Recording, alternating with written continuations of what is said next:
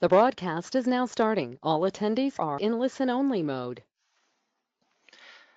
Good afternoon, everyone. This is Bill Gannon with TopSolid USA.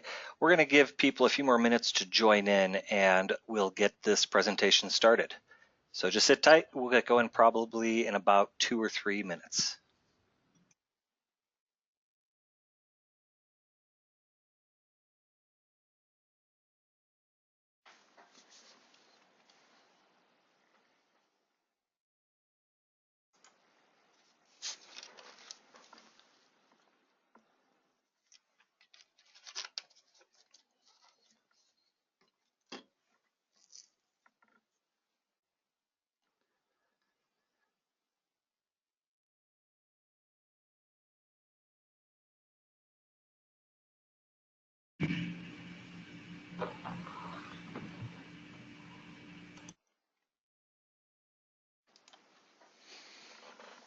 Okay, I'm going to go ahead and get this presentation started. Thank you everyone for joining us today. Today's TopSolid presentation is called Automation Equals Monetization.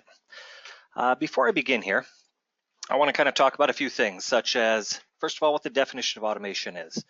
Automation basically allows you to automatically control operations of an apparatus, process, or system by mechanical or electronic devices that take the place of human labor. Automation, the reason I'm defining it is just to make sure that everyone's on the same page with the expectation of automation. Now, just to give you a brief introduction to who I am, again, my name is Bill Gens. I'm the Sales and Technical Director here at TopSolid USA. I've been with the product now a little over 20 years. I manage the US division of the TopSolid group. My background is actually in injection mold making. I grew up in the world of manufacturing. When I left that field, I went into this field just to bring my knowledge of manufacturing to the software world. Okay, so I want to start by first defining some myths about automation, okay, and about engineering in general and why automation is kind of important. You know, in talking to companies around the country, when we talk about, hey, you know what, we can show you a way to do that a heck of a lot faster, we get common answers back to us like, hey, you know what, it takes what it takes. Or, you know, one of my favorites is, my guys don't want to do it that way. Well, guess what? Automation can help actually make their jobs a bit simpler and allow them to focus on the cool aspects of manufacturing. What do I mean? Well, in today's presentation, we're going to take a look at two samples. The first one is a simple milling sample. And maybe some of you are expecting me to whip out some kind of crazy complex part, but at the end of the day, if you're honest, how many of you cut pockets every day? How many of you drill holes every day? We all do, okay? So this little part, we're going to assume has 11 machinings that need to be done, from facing off the top of the part to machining the pocket to doing the drillings and so forth, so on. The other sample we're going to look at is on turning.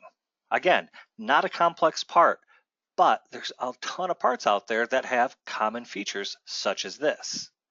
Again, it's got about 10 operations to machine on it. So we're going to take a look at all of those. Now, before we do that, I want to kind of dig into automation a bit more. So where can we automate? Automation can be applied to almost any machining process. What you need to do is look for common applications that are repetitive and start there. Automation can be applied to these types of machining scenarios. Facing, pocketing, side milling, drilling, roughing. You get the idea. You can apply automation to anything, even complex machinings. Sometimes people don't think you can do this to complex machining such as mold style machining or even complex aerospace machinings using 4-axis or 5-axis or working in the mill turn world. But you can actually automate a lot if you just stop and think about it. Why should we automate? Well, that's a great question. Adding automation to your manufacturing process can have many benefits. By automating, you remove such things as, and this number one point is my favorite, opinions. Everybody, when they're processing a part, has an opinion to how that part should be processed. But again, let's look at that simple plate that we're going to focus on here in a few minutes. That simple plate is a facing. It has a pocket, okay? We're not splitting an atom here. We're machining a feature. So why is it that every time people want to machine features, they type in all the values time and time again, Or they change their opinion. They say, you know what, even though I'm cutting aluminum all the time, I'm going to change my depth of cut and my step over. And this way, maybe I'll get better tool life out of it, or maybe I won't. Speaking of tool life, that's my second point. Unpredictable tool life. When you have people that are programming parts, maybe programmer one has his opinion about depth of cuts, side steps, speeds and feeds. Programmer two has their own opinion. Both of them produce parts, but one of them burns through tools and one of them doesn't. Well, if we automate and we eliminate opinion, we now can control things a little bit better. Plus, speaking of control, what about uncontrollable wasted time? Maybe you guys have a programmer that sits there and he keeps on nitpicking and nitpicking and nitpicking, and at the end of the day, what he did the first time would have worked just fine, as well as the second time, the third time, and the fourth time. Again, the whole idea of automation is just to help keep people focused on the task at hand. I think you get the idea of where I'm going here. Next, how can we automate? Automation is achieved through technology. If you have a CAM solution today, does that solution allow you to capture manufacturing process? Well, what do I mean by that? Well, when we go to machine that plate, I'm going to show you some simple automation I created that allows you to pick the face of the part that you want to machine, pick a drill point to have it drill a plunge point position, and then have it machine the pocket with automatic tool selection based on the minimum profile of the pocket. Okay, that is called a process. That's cool. This is something people are doing manually day in and day out, and it takes a lot of time. What's the other way of automating? You can share captured processes to all parties easily. Shouldn't everyone machine a pocket the same way? Why should one guy machine a pocket differently than another way? The other thing that your CAM solution should allow you to do is apply automation with minimal effort. Dare I say, drag and drop. It should not be difficult to deploy. If it is, users will not use it. What does it take to automate? Now, let's talk about that for a second, because this is a very, very serious question. What does it take to automate? Well, guess what? These are the two main points. It takes time and intent. And of course, a good solution like TopSolid to do the work. But why do I say time? Well, first of all, you have to have someone who is the lead, sit down, analyze the types of parts you guys machine, and then start capturing your company's standard way of producing those types of features. That's where intent comes in. As long as you have the will to do this, you can sit down, you can capture this information, and you'd be surprised what you can automate and how easily you can actually get it done. All right, so how can we justify automation? Let's look at some live use cases in TopSolid. So here what I'm going to do, we're going to start in the milling world, and I'm going to switch over to my TopSolid here. We're going to run this one. And here we have my simple little plate. Okay, there's nothing exciting here. And in this one, I'm not even going to do everything. I'm just going to show you one quick concept, because I think with one quick concept, you're going to get the idea of what TopSolid is. And more importantly, you're going to get the idea of how automation can benefit you. Again, let's focus in on that pocket. When we machine that pocket, it's our company's standard that we like to pre-drill a plunge hole. We want the tool, when we're roughing the pocket, to plunge to that plunge hole. Then we want to finish the floor and then finish the profile. And it would be really awesome if the software was smart enough to do it with automated help. Well, let's take a look. Right here on the right-hand side of your screen, you see something that we call our project tree in TopSolid. In this first case, I'm going to show you a simple way of applying a method. This was a method that I captured. I'm just going to simply drag and drop it into the design space. And now the software is going to say, hey, look, you want to execute this method. So we're going to click go.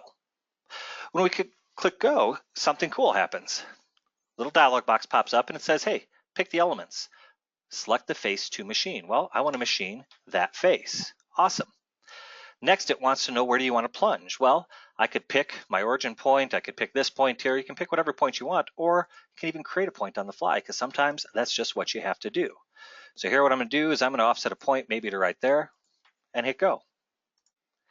Next, it's going to ask me what my drill is that I want to plunge with, because you know what, on my machine I have a series of drills that are always in my carousel that they're just ready to be used. So in this automation's case, I'm going to say that I want to use my 5/8 drill. This way I give the user some ability to have an opinion. Okay, once that is selected, green check mark and go. And now what you're not going to notice is I'm not going to do anything else. TopSolid is going to do all the heavy lifting for us. It's now executing this automation in order to machine that pocket following my company's standard way of life.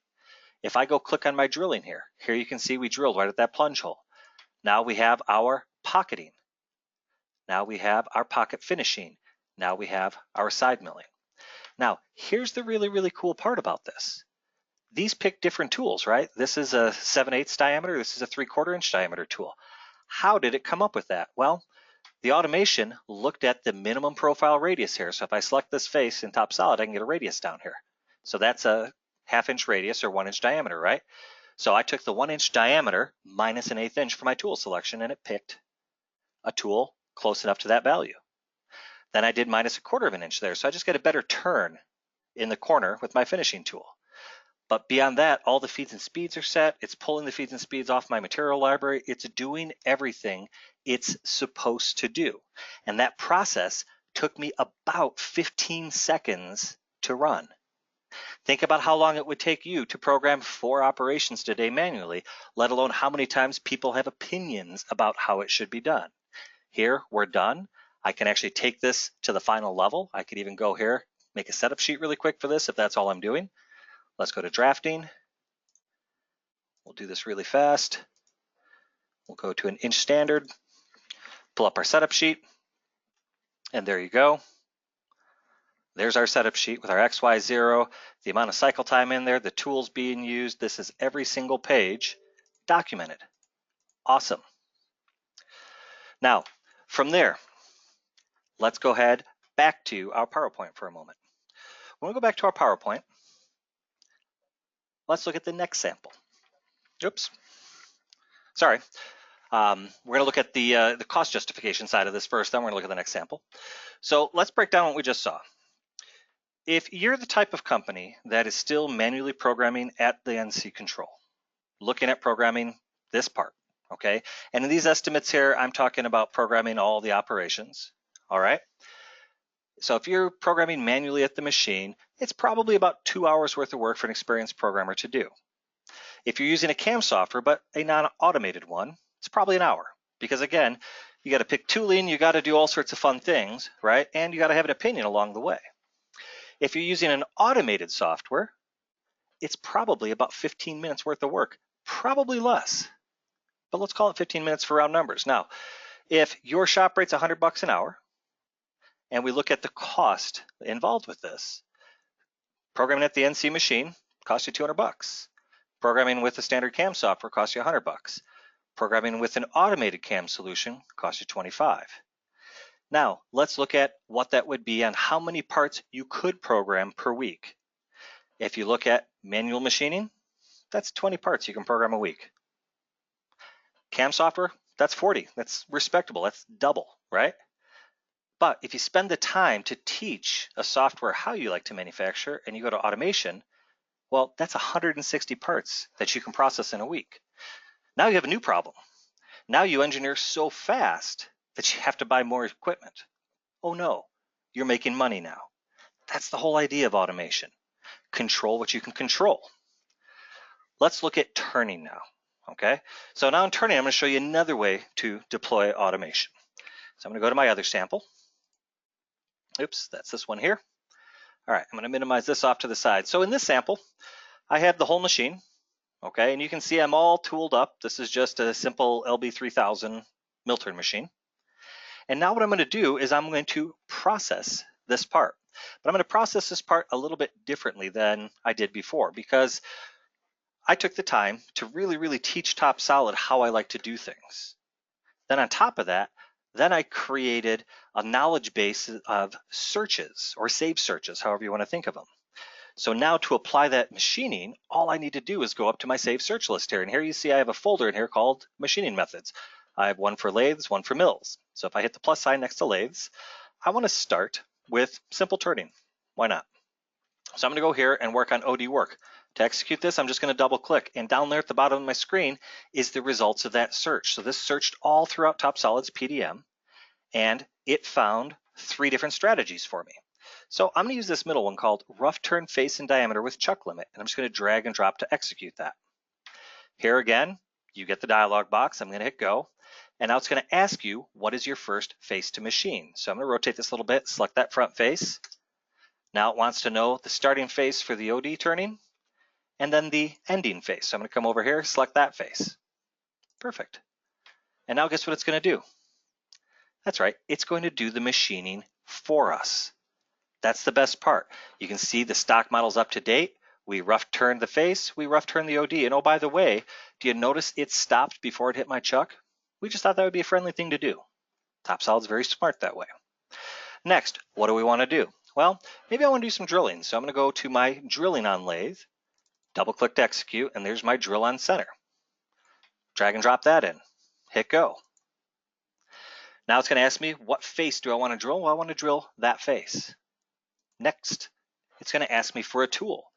Now here, it's popping up my tool selection dialog box. It's not automatically selecting a tool because with this automation, I decided that, you know what, on a lathe like this, on a turret lathe, I never know what drill is on the turret.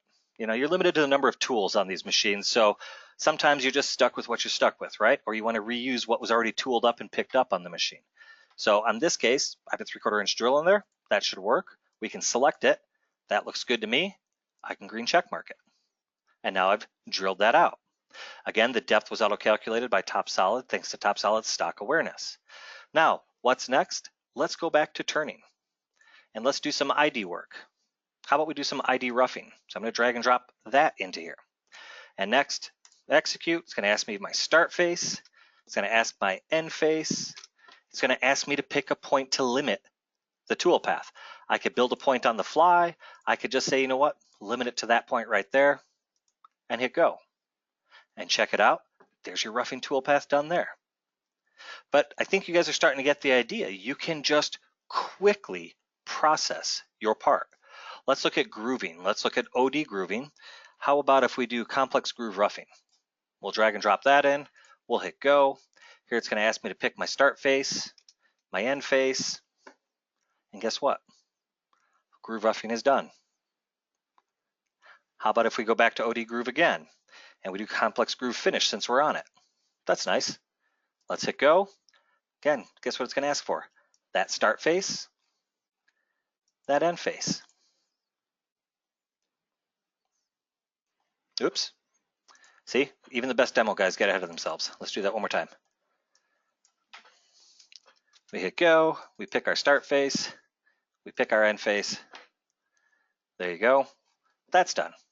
Now we want to do some finish OD turning. So let's go back to OD work and let's do OD finish. I'm going to drag and drop here. I'm going to hit go. And let's see, I don't want to enable pocket plunge. I made this one to have a little bit of choices for the programmer. Do they want the tool to dip in? Does it make sense? If not, just turn it off. Okay. Otherwise, we can also leave it on, but avoid with a minimum width. So here what I'm going to do, I'm going to start here, and I'm going to end there. That's going to finish that one. I'm going to do this again, same thing. Oops. Same thing. And I'm going to do the back side. Again, I don't need to enable pocket plunge. I'm going to start here, and I'm going to end there. I got 2 more operations to do, and then this part's done. So let's do some ID work. We want to do some ID finishing. I'm going to go there, hit go. We'll pick our start. We'll pick our end. ID work is done. Again, pointing out, do you notice how I am not entering any information? I am just working freely. Okay, let's go do our OD groove work again, and let's do, how about, let's do rough and finish groove. That should be fun. This way we can just go here and we can select all the grooves we want. Done. We can even automate our parting off style. Let's go back to OD groove one more time and let's just go to parting off. And here, we're just going to let it do its thing. We're going to pick the back face and hit go. How much stock do you want to leave? Are we going straight to finish, or is this part going for more machining somewhere else? I'm going to say 0 and go. And there's my automation. Part is programmed in a few minutes. Again, let's have a look back at our PowerPoint now, and let's look through the results of that. Again, it's a similar chart to what we saw before. And again, guys, I don't want you to think my numbers here are perfect. They're not. What you should be asking yourself is, what does it cost you today to do these things? How much time are you spending manually programming a part? If you really sit down and analyze that, you can think of lots of ways to save the company money. And maybe saving the company money puts more profit in everyone's pockets. Maybe it allows you to expand the business to generate more revenue, generate more jobs. It just depends on what you're after. If we look at this turning sample, again, manual machining, if you have somebody who's a veteran programmer at the control, that's about 3 hours to program that part at the control. About an hour and a half in a standard CAM software, about another, about 15 minutes again in an automated CAM software. And then at $50 an hour, you can see what the rates would cost. And again, you get to see how many parts you can produce. And the idea here is getting control of your process, right? So with manufacturing being a global and very competitive marketplace, companies need to find a way to cut costs and deliver more. One way to do this is through automation. The question you have to ask yourself is, are you ready? When it comes to automation can be simple. It doesn't have to be crazy. I've seen lots of people out there attempt to automate, a 30 process manufacturing part in one click. And guess what? You might get close, but it will probably fail more than it'll work. If it fails more than it works, guess what's not going to happen? The automation won't get used. If I go back to that turning sample I just did, how complicated did I get? I didn't. I focused on specific processes, made those processes literally drag and droppable. All the feeds and speeds are set, the tooling is set, everything is set so that all my operator needs to do is process. Now, what's interesting about that then is the operator can now focus on the hard part of programming, crazy geometries where automation just is never going to work, but that lets them get there faster than ever before. Final thoughts on that. With TopSolid, you can easily capture your manufacturing process. You can make it deployable to everyone in your manufacturing team, and I can't emphasize that enough. Thanks to the PDM that's integrated inside of TopSolid, once that process is stored in there, everybody has access to it. And now it's just the company standard. It's the company standard way to machine a pocket, the company standard way to rough turn aluminum. Who knows?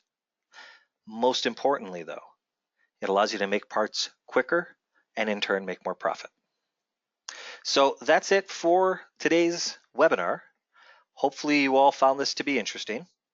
If you have any questions, by all means, reach out to us. You can contact us at 630-889-8055. Shoot us an email at info@topsolidusa.com or visit our website or blog to learn more about the TopSolid product line. Thanks again for watching, and I hope you all have a wonderful afternoon.